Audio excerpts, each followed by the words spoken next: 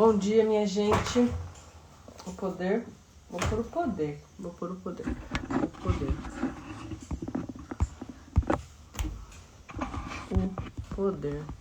da sua história.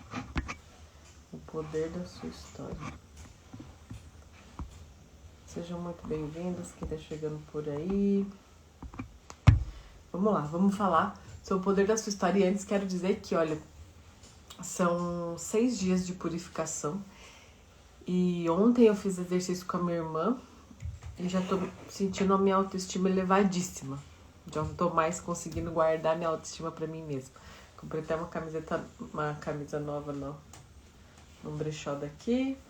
Então assim, começou. 2025 começou. Mudanças de energia mesmo, né? A gente vai falar hoje sobre o poder da sua história. E por que a gente vai falar sobre isso hoje? Porque, gente, você não tem ideia. Mas, quanto mais a gente vai em direção às reais, né, aos robôs, à tecnologia, mais você percebe que o que diferencia você, o que diferencia o humano da tecnologia é aquilo que compõe esse humano. Então pense que inteligência, logo mais, as inteligências artificiais vão passar assim, ó, brincando da sua inteligência. Então não espere que a sua inteligência seja algo único, né, a inteligência.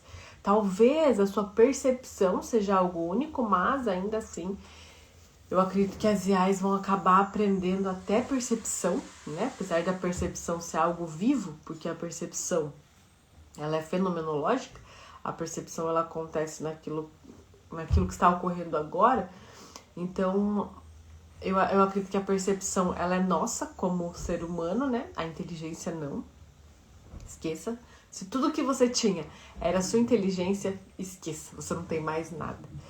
Porque as inteligências artificiais passam assim brincando da gente, né?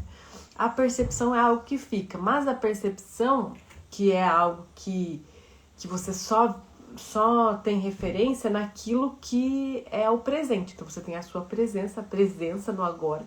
E então a partir da presença no agora, do vazio que você se propõe a abrir, é que você recebe uma percepção daquilo que está acontecendo. Então a percepção eu acredito que é nossa, humana, mas tem algo que é nosso também, que é a nossa história, que difere. Então recentemente a gente foi comprar algumas coisas do OLX de uma moça que estava se mudando para os Estados Unidos e ela começou a contar sobre a viagem que ela fez para o interior do Rio Grande do Sul, que é onde a família de origem dela mora, e ela compartilhou tudo aquilo que ela viveu enquanto ela cresceu, que é um pouco do que aquela família de origem que ela foi visitar vive ainda. Então aquilo foi me trazendo uma felicidade, assim, conseguir imaginar isso e perceber, nossa, que força tem essa história do que ela tá me contando, né? Eu podia ir até lá, pude perceber, conhecer um pouco mais dela. Então perceber que o que nos difere muito daquilo que é robótico, daquilo que, né, não é natural, é justamente a nossa natureza. E a nossa natureza, faz parte da nossa natureza, a história. Eu vou trocar de cadeira aqui, porque essa cadeira tá quase me derrubando.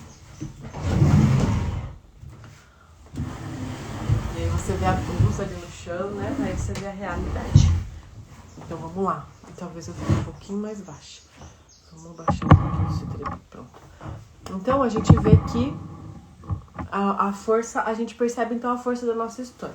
Só que muitos de nós ainda não estamos reconhecendo a força da nossa história. O que eu tô querendo dizer com isso? Muitos de nós ainda estão brigando com a própria história. Muitos de nós ainda estamos brigando com a nossa própria história. E aí fica ruim.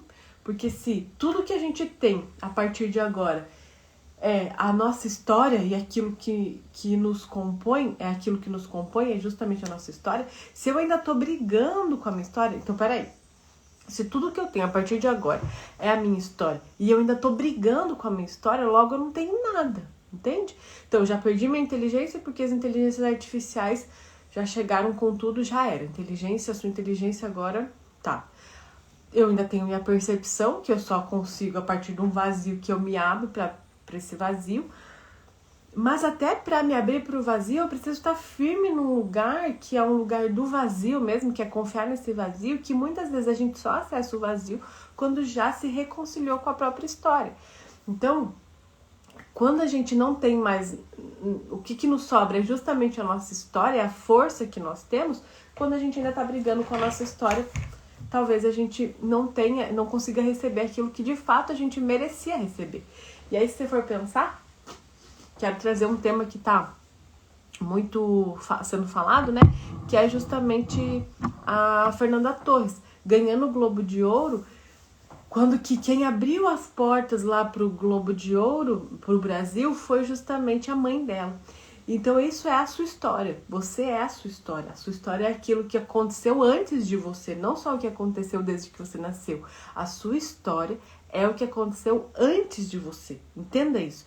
Ou seja, de alguma forma você tem um destino que está fadado a acontecer. Um destino positivo e também desafiador. Ninguém tá falando que é só o bonito, também o desafiador.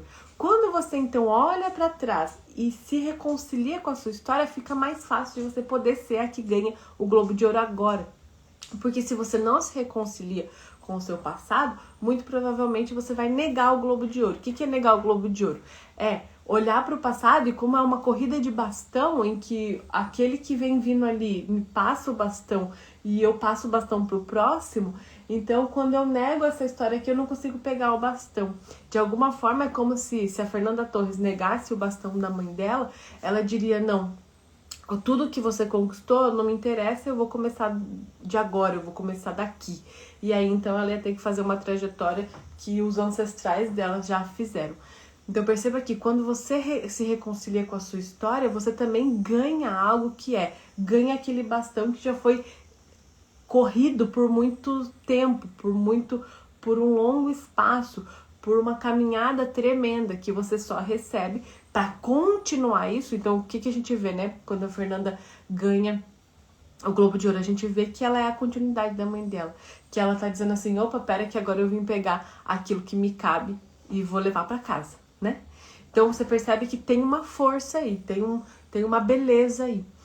E claro que se a gente olha para nossa história e percebe a força da nossa história, a gente parte de um lugar que não é mais do zero. A gente parte de um lugar já com mais força, né?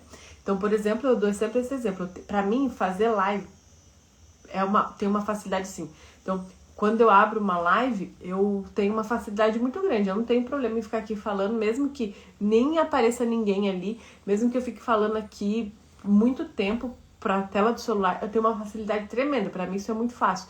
E é fácil por quê? Porque eu tenho uma mãe professora. E é fácil por quê? Porque meu pai me ensinou a venda. Então, quando eu fui trabalhar com meu pai, eu aprendi a vender. O que eu tinha que fazer era falar. E isso é a minha trajetória. Então, enquanto eu tô negando essa trajetória, eu não consigo abrir aqui uma live e falar. Mas quando eu olho para essa trajetória e falo, uau, caramba, isso é tudo que eu tenho, então eu consigo abrir uma live aqui e falar por tempo que for necessário. O importante saber é que você não precisa, para estar reconciliado com a sua história, abrir uma live. Porque talvez não seja aquilo que é o seu recurso, mas talvez possa ser que o seu recurso seja a organização. De repente, a sua família toda tem uma força da organização, daquilo que deixa as coisas arrumadas. E aí, de repente, você pode usufruir desse recurso a partir da sua vida. Então, não necessariamente você tem que todo mundo que está reconciliado com a sua história está abrindo live. Não, isso não significa nada. Na verdade, eu abro live porque a minha história facilita muito poder ficar falando aqui sobre assuntos que eu amo e que eu posso discorrer por horas mesmo.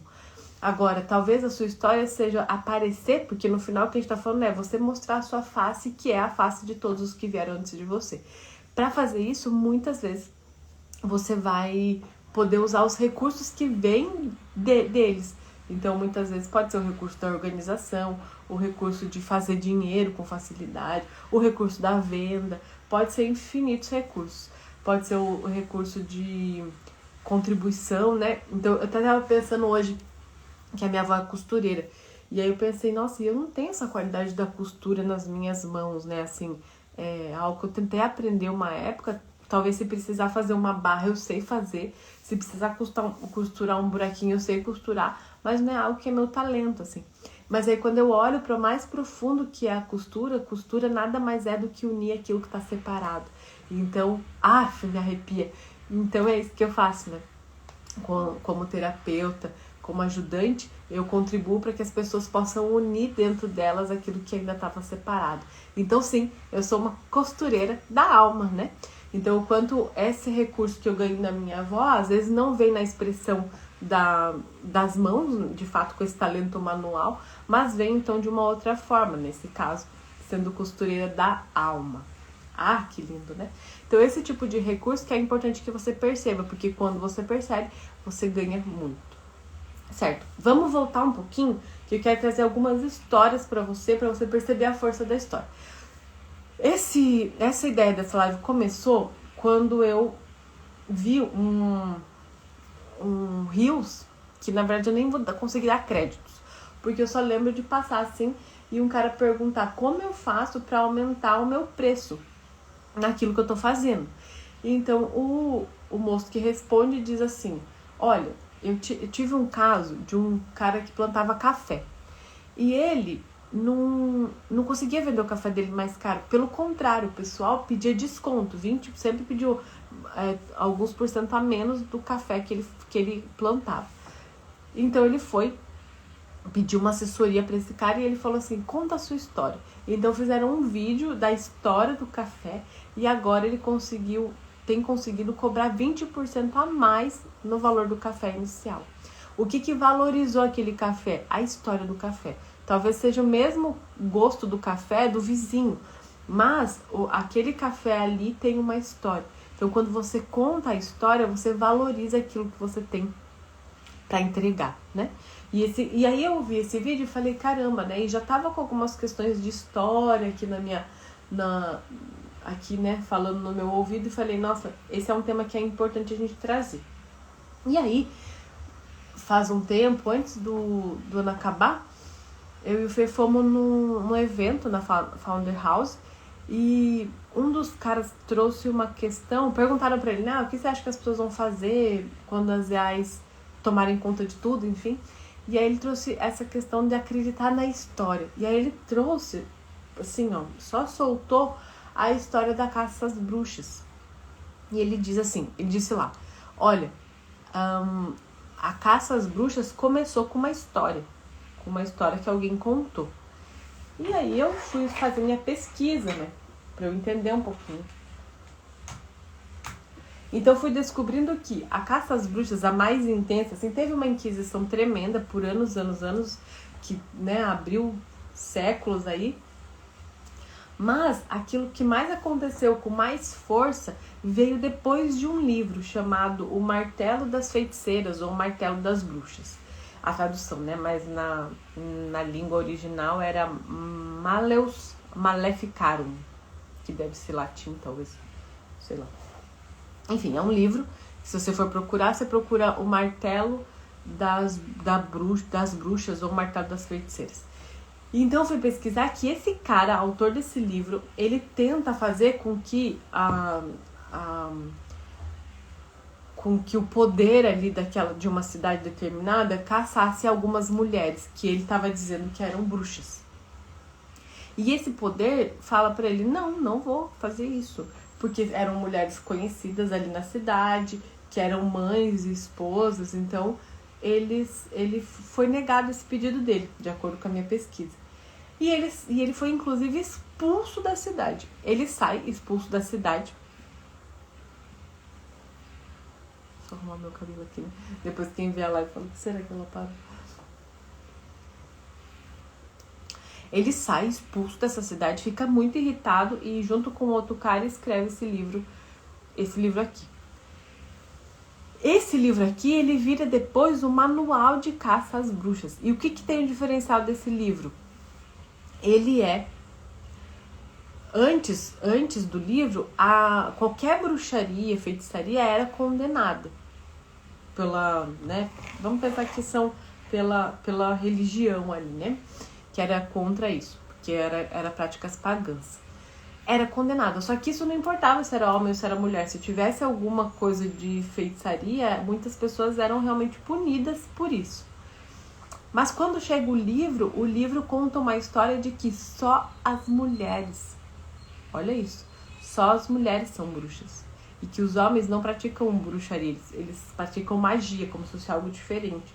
Nesse livro eles falam que as mulheres são bruxas, só as mulheres, e que as mulheres, inclusive, daí eu fui ver um estudo do livro, né, tipo um artigo do livro.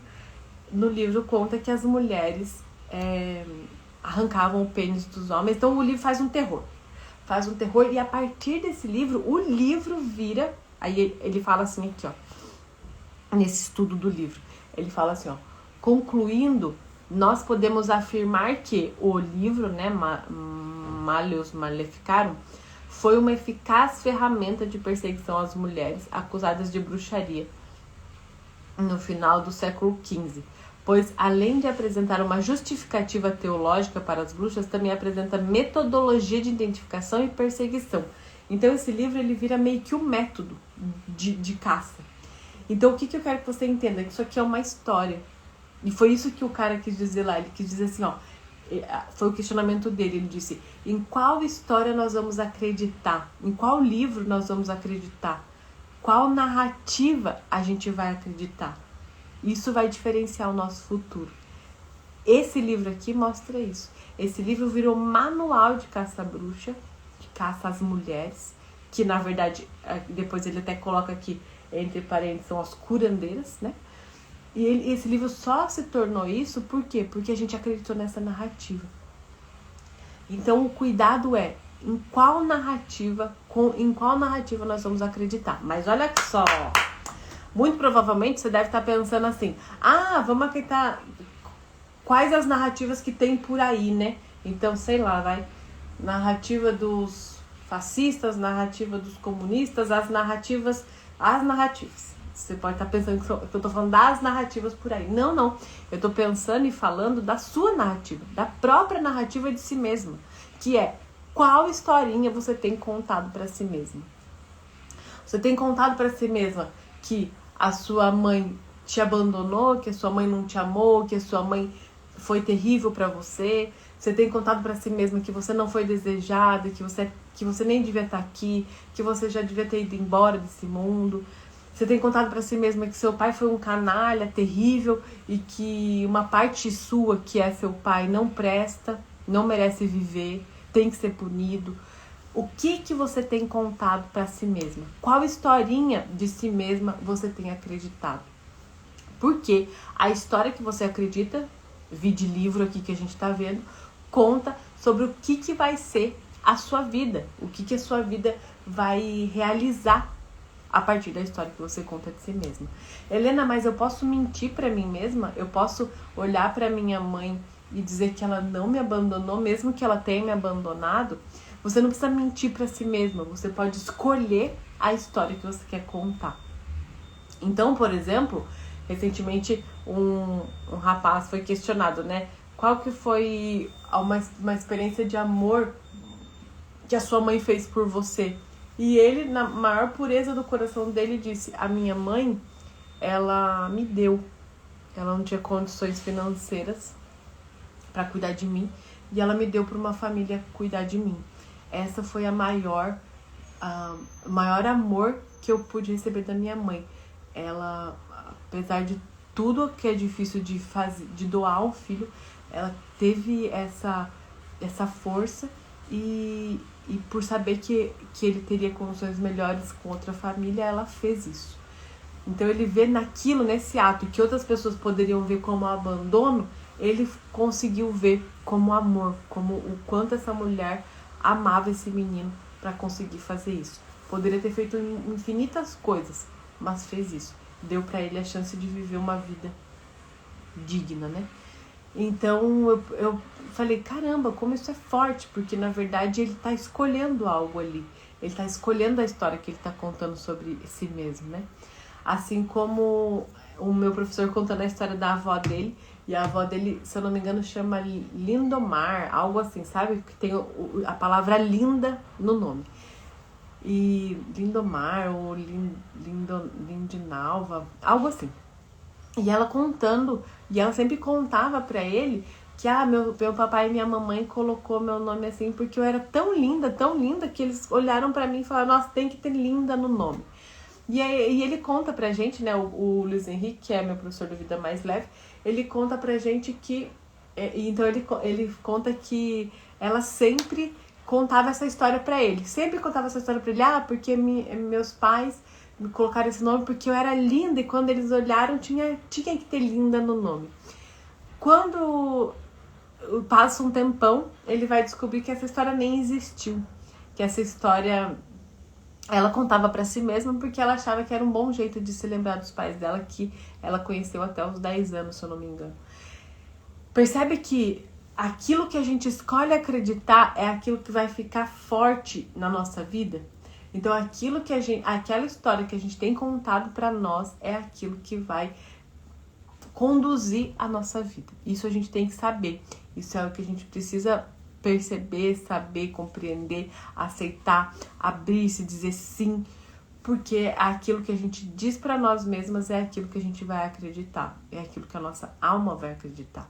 Então, se eu digo pra mim mesma que minha mãe não me amou, né, que era a historinha, já contei isso aqui, mas era a historinha que eu dizia pra mim, que era, minha mãe não me ama, minha mãe só ama meu irmão,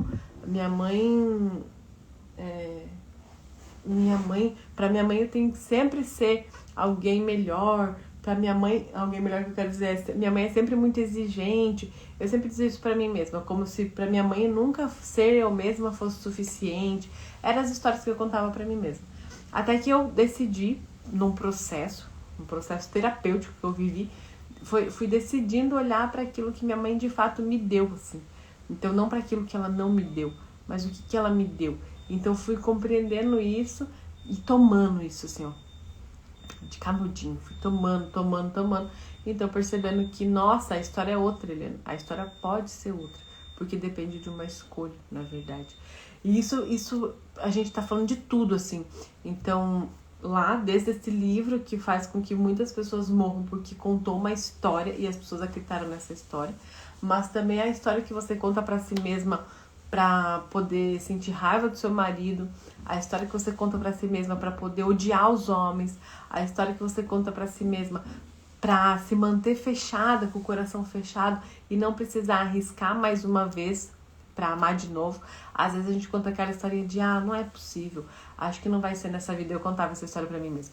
Eu dizia assim pra mim mesma, acho que não vou encontrar alguém, desisto, então eu contava essa história pra mim mesma, eu dizia, não, acho que não vai ser dessa vez que eu vou conseguir ser feliz, que eu vou encontrar alguém pra ser feliz. Então, eu dizia isso pra mim mesma e meio que tava me acostumando com essa história que eu dizia pra mim mesma, sabe? Então, o que eu quero que você saiba é que o mundo move-se por histórias. O mundo move-se por histórias. Quais histórias você tem escolhido contar sobre si mesma? Quais histórias você tem escolhido acreditar sobre si mesma? Então, meu pai e minha mãe se encontraram uma vez, me fizeram, nunca mais se viram. Que história terrível, porque eu não fui desejada, não fui planejada, foi terrível, foi algo difícil. Eu nem sei o que estou fazendo aqui, porque eu nem devia ter nascido. Essa história pode ser real mesmo, né? Muitas pessoas, realmente, a mãe e o pai nem desejaram de fato, né, ali. Mas também pode ser uma outra história, que é uma força muito maior que o desejo do meu pai e da minha mãe quis que eu chegasse na Terra. Algo tão grandioso que nem meu pai e minha mãe conseguiram resistir. E esse algo grandioso, esse ser que talvez seja o grande universo, o Deus, o ser maior de tudo, quis tanto que eu chegasse nessa terra e sabia que eu só conseguiria chegar se unisse aquela mulher e aquele homem. Essa força uniu essas duas pessoas por um único dia. Foi o suficiente para que eu chegasse. E a partir disso eu sei, a vida me deseja aqui.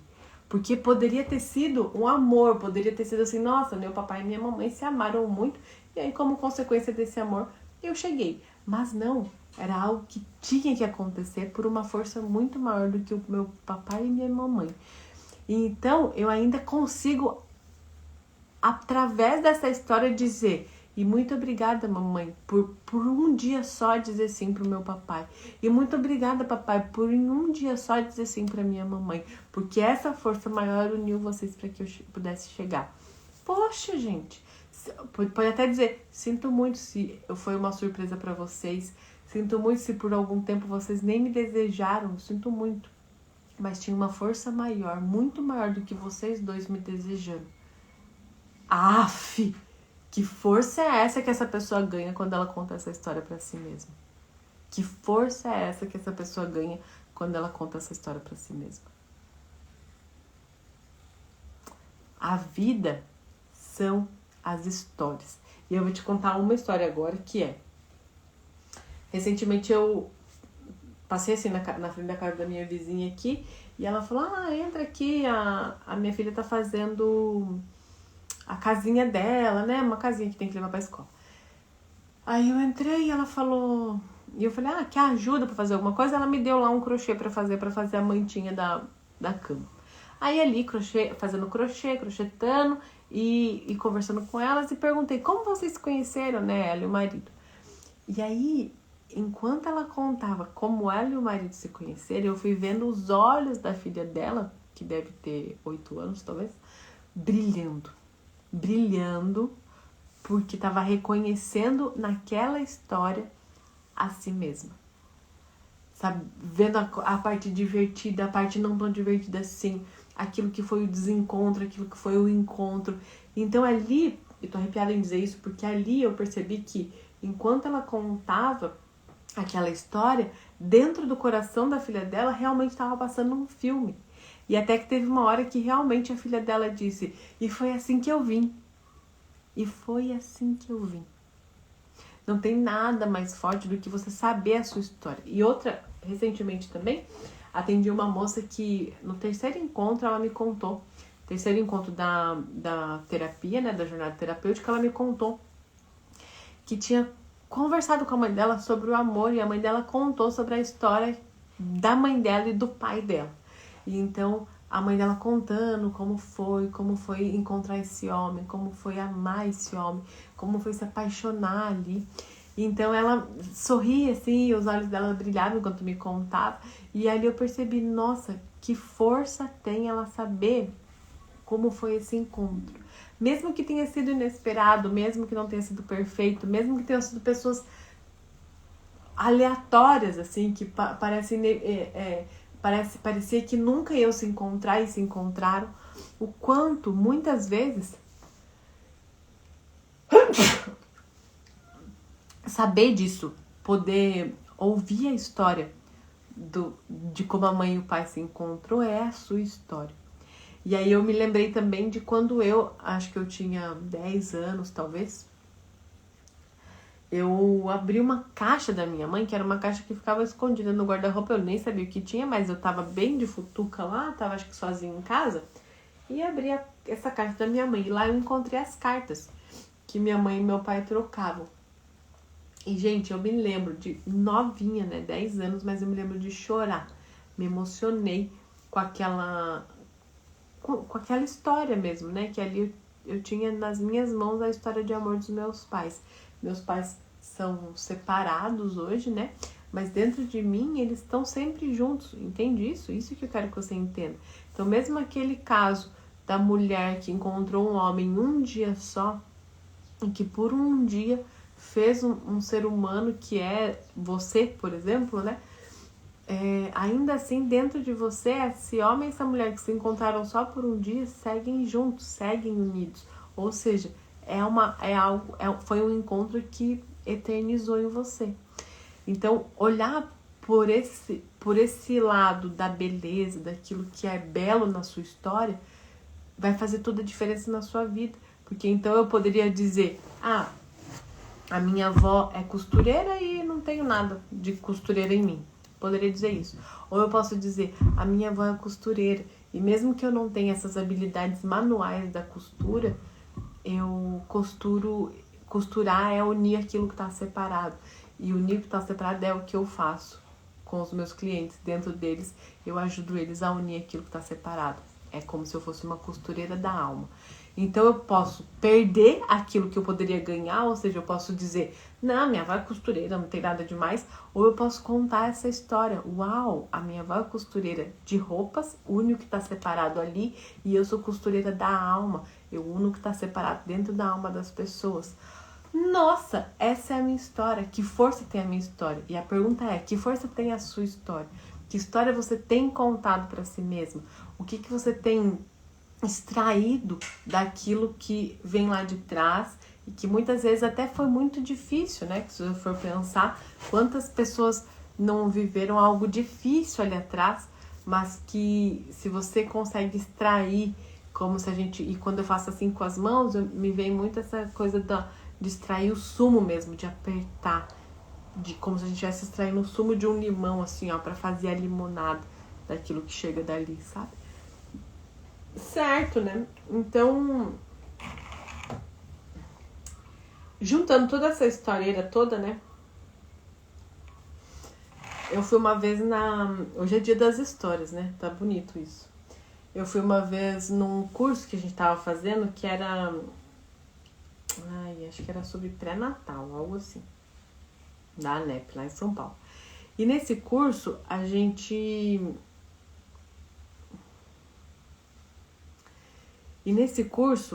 um dos palestrantes falou como que eles apresentavam a sexualidade para as crianças, talvez em torno dos 12 anos ali, né? Que é quando começa a entrar na adolescência, assim.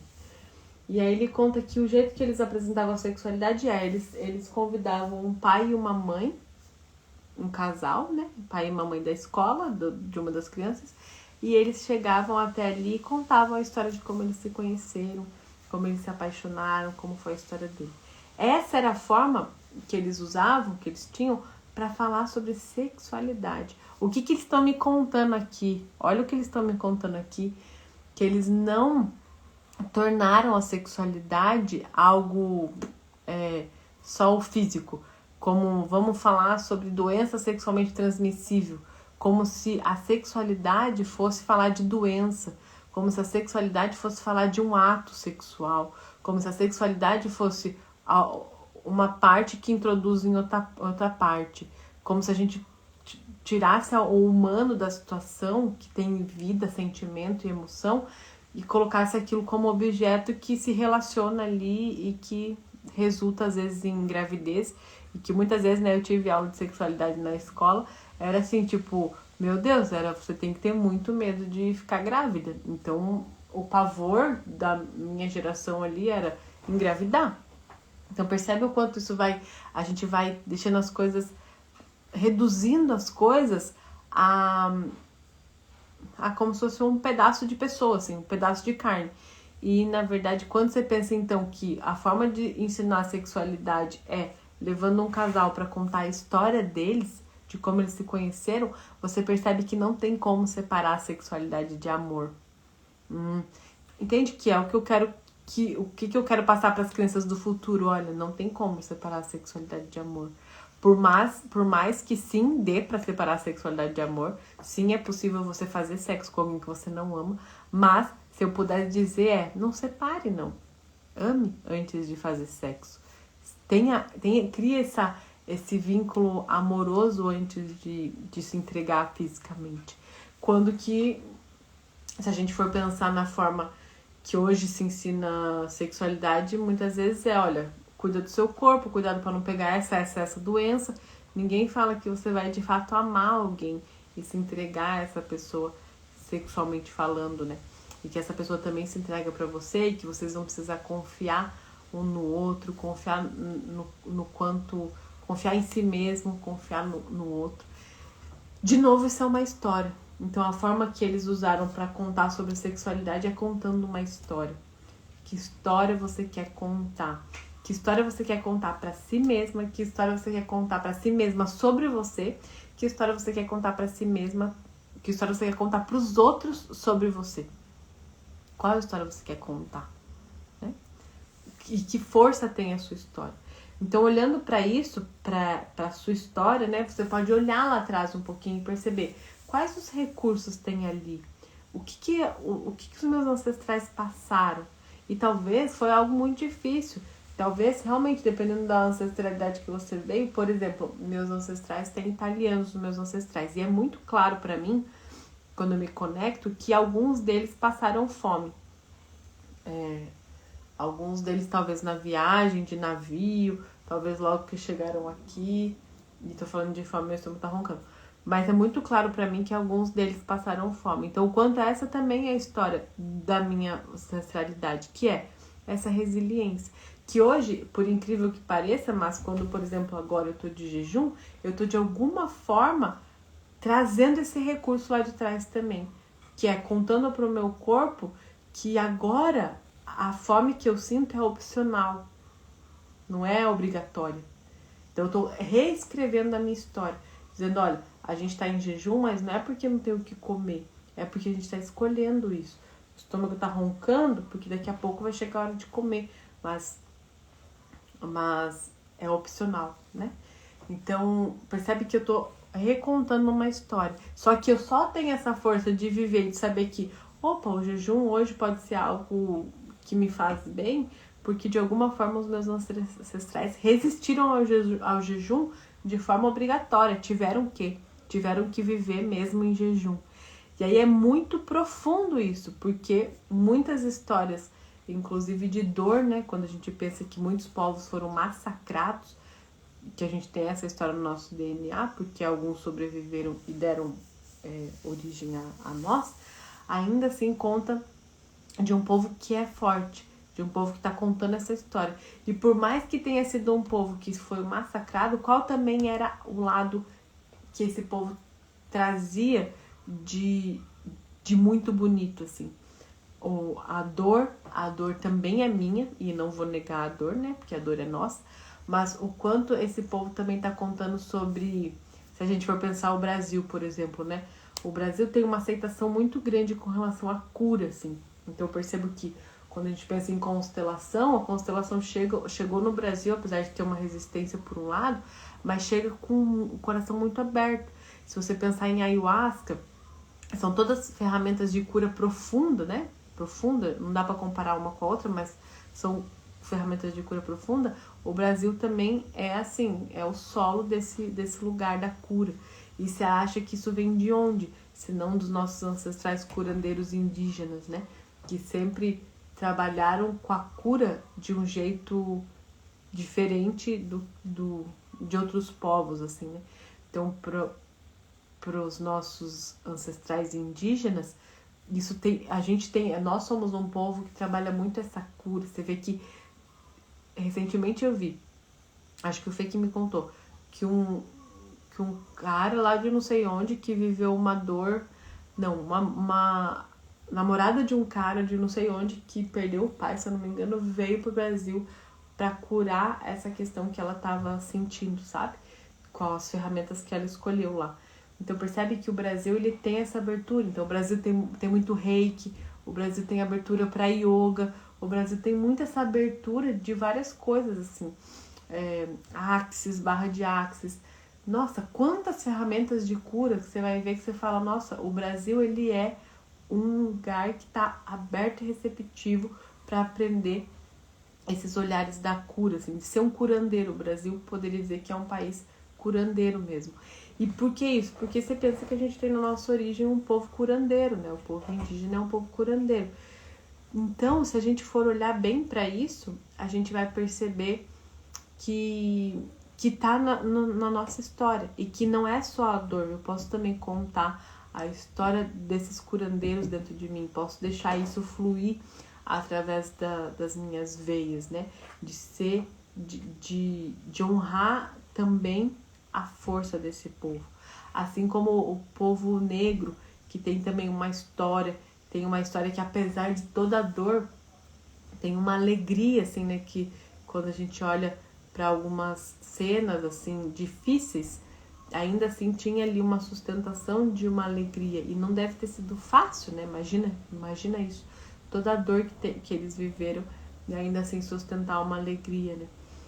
E então cada povo tem a sua história e cada clã familiar tem também a sua história de dor e de amor também, né? Então, quando eu olho, por exemplo, os meus ancestrais, os meus avós maternos, eles tiveram loja, assim, então eles sempre empreenderam, e isso pode ser muito arriscado, né? Se você for pensar no passado, isso era um risco. Eu sei que eles se arriscaram bastante, mas ao mesmo tempo traz uma coragem. E os meus ancestrais, por parte do meu pai, né, minha avó e meu avô não conheci ele faleceu quando meu pai era bem novinho, e a minha avó faleceu quando eu era bem novinha, minha avó por parte do pai, né. Então a minha referência foi muito dos meus bisavós, e eles tinham fazenda, também produziam o próprio, né, produziam aquilo que eles vendiam, eles tinham isso também muito forte, né. Então, por mais que tenha sido, muito provavelmente eles tenham passado momentos muito difíceis, de escassez, de perrengue, mas ao mesmo tempo também me traz muita coragem e força, né, de fazer aquilo que eu vim fazer e que precisa acontecer mesmo. Então a gente vai aprendendo a olhar e perceber quais histórias a gente quer acreditar, quais histórias a gente quer contar, que força tem aí da nossa ancestralidade, né?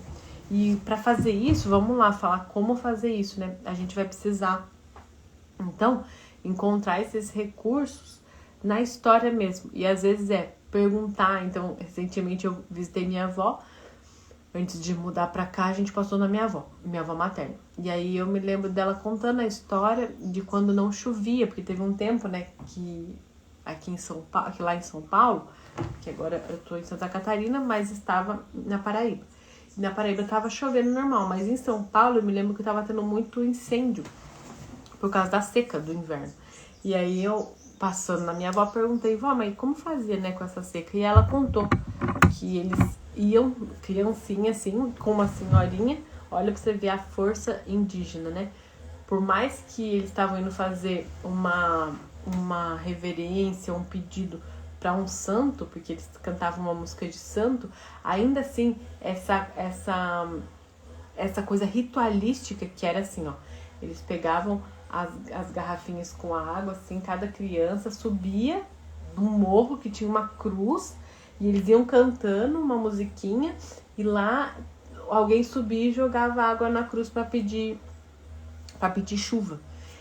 E por mais que seja, né, eles estavam jogando água na cruz, que é um símbolo católico, assim, mas ainda assim, essa ritualística de ter um ritual, de fazer algo, fazer um movimento para que algo aconteça, é muito dos povos originários, né? Se você for ver, assim, os rituais, quando a gente lê, eu e o Fego, a gente gosta de ler algumas coisas da cultura africana, por exemplo, esses povos indígenas, né? Ou vamos dizer assim, os povos originários, eles são muito dos rituais, daquilo que é simbólico para ver aquilo acontecer. Então, jogar água é um ritual, jogar água na cruz é um ritual.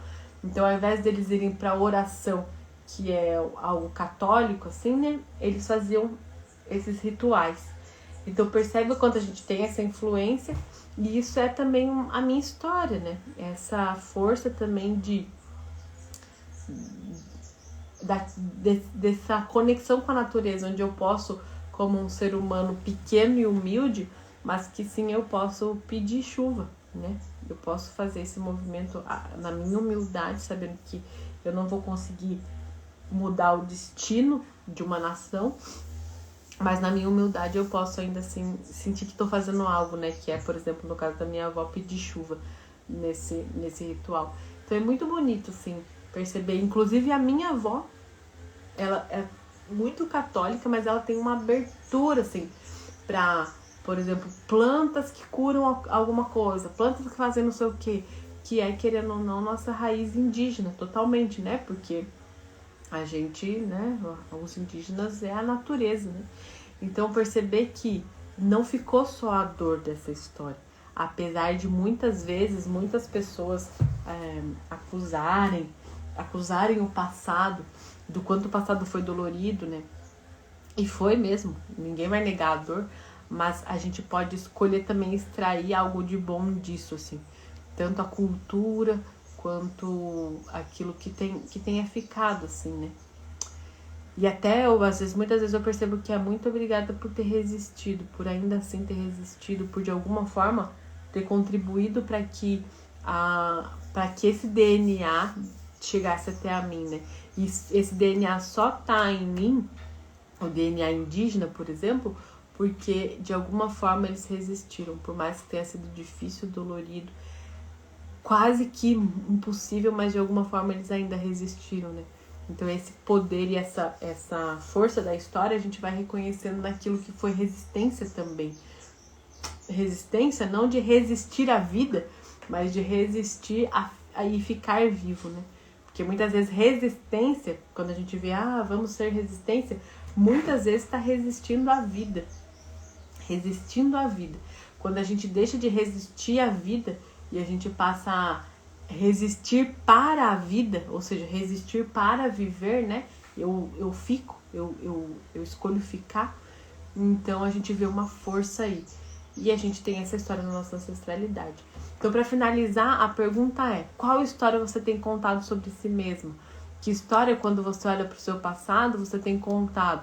Então, você tem escolhido dizer que seu pai foi uma pessoa terrível? Ou tem escolhido dizer, como o cara que eu sempre gosto de citar, que ele fala: o meu pai tá preso, é traficante, não sei o quê, e o melhor que ele fez na vida fui eu. Eu sou a melhor coisa que meu pai fez na vida e vou andar nesse caminho para ser sempre a melhor coisa que meu pai fez na vida. Então, claro, eu posso ter uma situação muito difícil, mas ainda assim eu posso escolher ser a obra de arte de alguém, né? Eu posso escolher ser a melhor coisa que alguém fez na vida, porque isso é uma escolha. Isso é uma escolha. Esse cara, ele podia estar falando um monte de coisa do pai dele nos lugares, né? Reclamando, dizendo que o pai dele não prestou, que é por isso que a vida dele não vai pra frente. Mas ele tá escolhendo dizer: meu pai fez isso, mas eu vou ser a obra de arte do meu pai. Eu sou a melhor coisa que meu pai fez. E eu vou caminhar a minha vida aqui nessa terra. Os passos que eu vou dar nessa terra vão ser pra comprovar que eu sou a obra de arte do meu pai. Isso é uma escolha.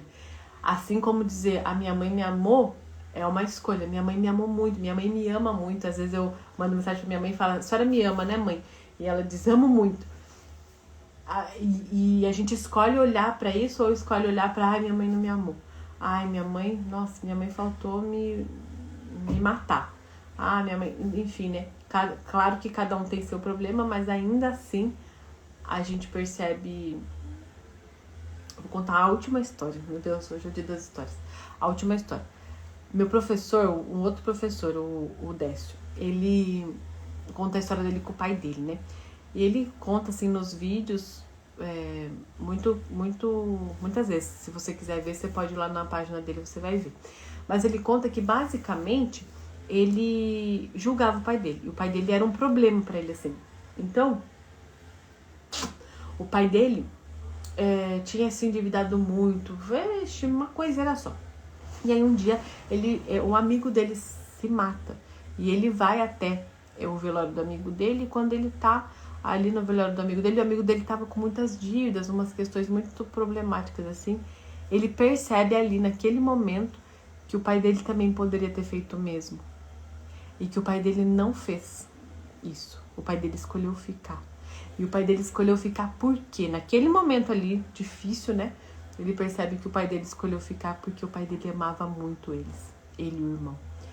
Então, ele consegue olhar para a força que o pai dele teve que ter para ficar. E então, ao invés de julgar o pai dele, olha como é forte a escolha que a gente faz. A gente pode escolher julgar os nossos pais, ou a gente pode escolher: uau, apesar de toda a dificuldade, vocês escolheram ficar. E honrar essa força. Então, foi isso que mudou pra ele. Ele até então reclamava do pai dele, que o pai dele tinha lascado a vida dele, não sei o quê. Quando ele olha meu pai podia ter ido, meu pai podia ter acabado com a própria vida, mas meu pai escolheu ficar por amor a nós. E então ele percebe a grandeza desse homem quando escolhe ficar, apesar de ter todos os motivos para ir embora, por amor a eles. E aí ele conta que ele vai, pega o carro e vai direto na casa do pai dele, viaja horas para ir pra casa do pai dele. Então, chora, né? Porque não tem mais o que fazer. Quando a gente percebe o quanto a gente tá sendo coração gelado com as pessoas, né? Que ai meu Deus, não serviu pra mim, foi péssimo pra mim. E a gente não vê a realidade, né? Que é essa pessoa passar por coisas muito difíceis e ainda assim escolheu ficar. Então, quando a gente vive esses momentos, a gente tem que fazer o quê? A gente tem que chorar mesmo. A gente chora e se debruça no choro e percebe o quanto a gente foi arrogante, né? Em achar que o outro poderia ter sido melhor, né? Lindo! Então, finalizamos assim. Quais histórias nós estamos contando para nós mesmas sobre nós?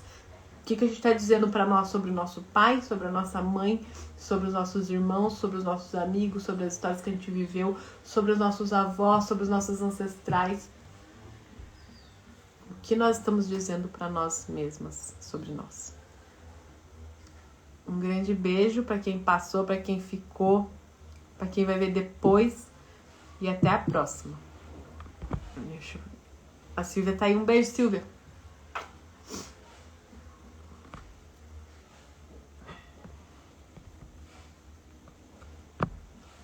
A Anne também tá aí. Anne, terminamos agora, mas essa live vai ficar salva depois se você quiser assistir.